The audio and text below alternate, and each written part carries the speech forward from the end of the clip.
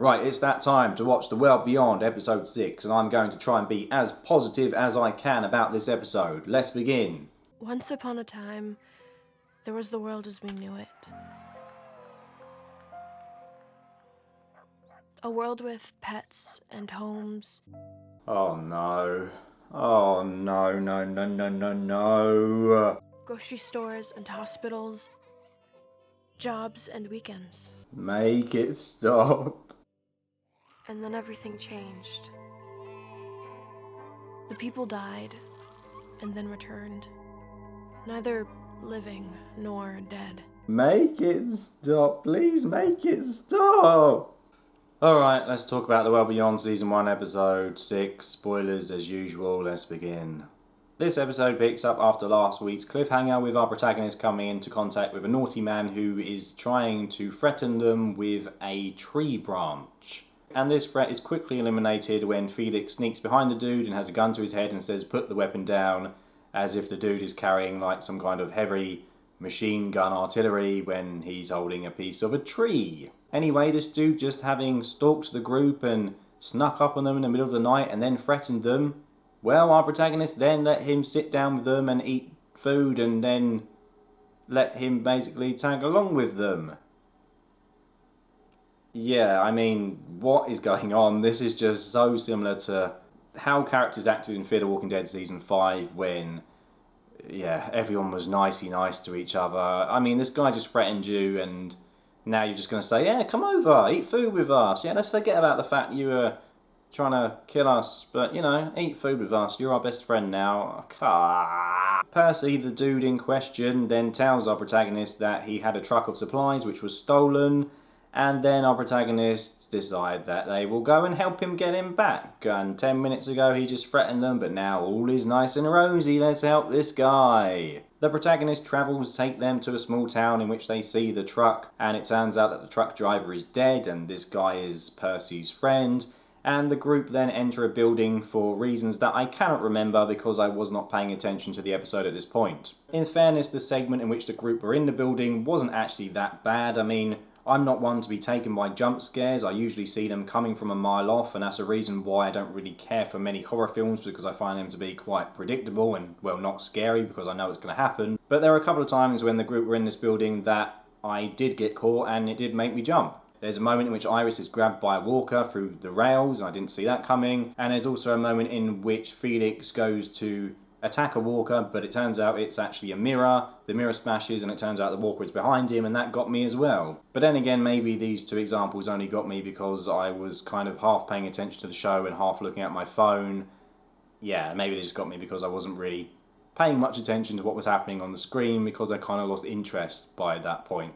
Anyway, the big twist of this episode is that Percy is just playing our protagonist all along. His truck was never stolen, instead it's all just a big con. And I have very mixed feelings about this. There were some aspects of it which I did like. For example, there's a scene in which Silas is standing outside the building and he's sort of peering his head around the corner, and the camera's focused on him and the background is unfocused, and in the background you can see what looks like a walker reanimating, and it looks like it's going to come over and eat Silas. But actually it's not a walker, it's the truck driver who was playing dead all along, and he is about to get up and drive in the truck and drive off with the group's supplies. And it kind of reminded me of the first Saw movie in which Jigsaw is laying on the floor the entire time, and then it comes to the end and he just stands up and walks out.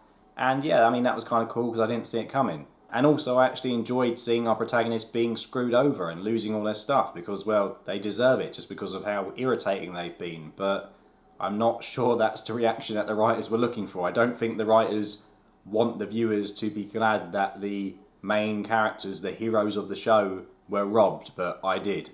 On the other hand, there are many aspects of this con which I didn't like and I didn't think made an awful lot of sense. I mean, first off, the con itself is so bloody convoluted that I find it near impossible to believe that Percy had already pulled this off 10 times previously, which is what he says to Iris at the end of the episode. Do you really expect me to believe that Percy had approached 10 different groups prior to this, and none of them had attacked him, or none of them had tried to kill him for sneaking up on them and, you know, startling them? This is the world of The Walking Dead. If you're going to sneak up on a group and threaten them and, you know, carry a weapon, then you're likely to get killed. So how is this guy still alive? The second thing that I disliked about this con is that it relies on the Mark dropping their equipment so then the driver can pick it up and ride off with it. Our characters decided to drop their equipment outside the house before they went in. I don't really know why they took their bags off. They could have just kept them on, but there you go.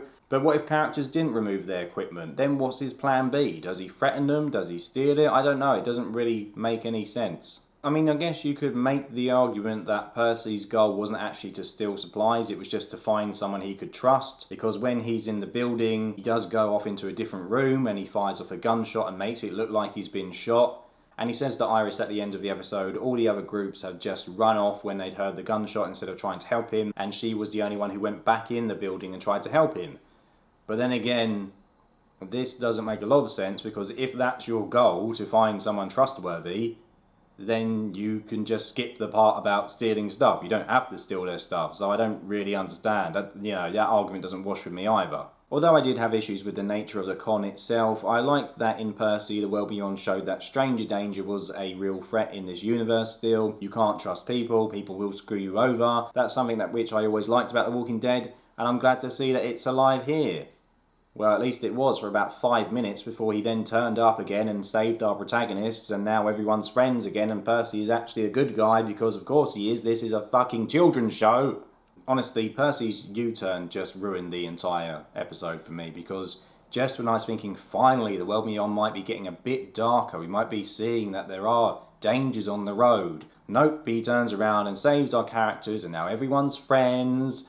La la la la la, and then the episode ends with a bloody shadow puppet show, and then I was just thankful that I live in the UK and not America, because if I lived in America I would have just got a gun and shot myself in the head. There is another post-credit scene this episode, because for some reason the World Beyond thinks it can copy the MCU. I mean, it's interesting, it's okay. It seems like the scientist knows that Hope and Iris are on the way to them. I don't really know why, but there you go. I mean, with the way things are going, they probably won't even reach the lab until the end of season 2, so I definitely don't see them getting to their dad by the end of this season. So I can't really get excited about these post-credits, because it's just going to take so long for them to actually pay off, if in fact there is a payoff at all. And one thing that I cannot believe about this episode is that there's no flashbacks. No flashbacks. Scott Gimple, what happened? No flashbacks, you say? Well, that must be a mistake to make. I will be contacting them right away about this. I would say that this was one of the better episodes of The World Beyond, because, well, things actually happened. The group finally met another person whilst they'd been on the road, even if it did shoot itself in the foot by having him be a good guy at the end. But then again, that's faint praise really. It was still bad, and The World Beyond is still plodding along, despite the fact that it's only got 14 episodes left. It's still plodding along with this glacial pace. There's no urgency to it at all. I don't know, but something tells me that if this season were to be critically well received, I think AMC had plans to extend it beyond the 2-season mark. I think part of the reason why the pacing has been so slow this season is because if the show was well received by critics and fans, AMC would say, yeah, well, let's make this into a 4 or 5 season show, and then Hope and Iris will finally meet their dad in season 5, so that's why they're not going to meet them this season. But if the show is panned like it is now, then I think they would just say, oh, well, we've got another season left, we can wrap it up then. So I don't know, it's just a theory I have, but I think maybe that's why this season isn't going anywhere, because they wanted to try and see if they could drag this story out even longer. I don't know. Maybe I'm just making up excuses for AMC now, but there you go. So yeah, this was another bad episode of The World Beyond. Thank God there's only 4 episodes left, and then I don't have to talk about it until next year. Although I may do like a long video about why it failed and all the problems surrounding it, like I did with Fear the Walking Dead after season 4 and 5, but we'll see. So, but yeah, it was just another bad episode. It's just not for me. Just everything about it is just, it has everything I complained about in season 4 and 5 of Fear the Walking Dead. Every mistake and every cliche scene and everything I hated about that is now in this show. I mean, when you open the episode, with a puppet show and characters doing these cringy monologues about, one day our world ended and we realised we weren't the people we used to be, or just, you know, this typical sort of philosophical bullshit that we saw in Fear the Walking Dead last season. When you do that 2 minutes into an episode, that's it. You've already lost me. I'm not going to like the rest of it. You've already pissed me off. But yeah, it's just not for me. I mean, there might be people who watch it and like how it's presented and like that style of show and whatnot and storytelling, but I just find it so cringeworthy, just so dull, so slow. Yeah, it's not good. It's not good, is it? Let me know your thoughts below. What do you think about The World Beyond, Season 1, Episode 6? I can't even think. My brain has just been ruined by talking about this. So there you go. Yeah. Bye. Hey, AMC, it's me, your boy Scotty G. Have you ever thought of rebranding the company from AMC to AMG? Amazingly Masculine Gimple Productions. Why do you mean I'm not supposed to be calling this office? Put Kirky Boy on the phone right away. Why do you mean he's busy? I've seen his schedule. He's free all day. No, you listen here. You know who you're talking to. Hello? Hello? Oh, they hung up on Scotty G. Oh, well, not to worry. I'll just call them back in a minute.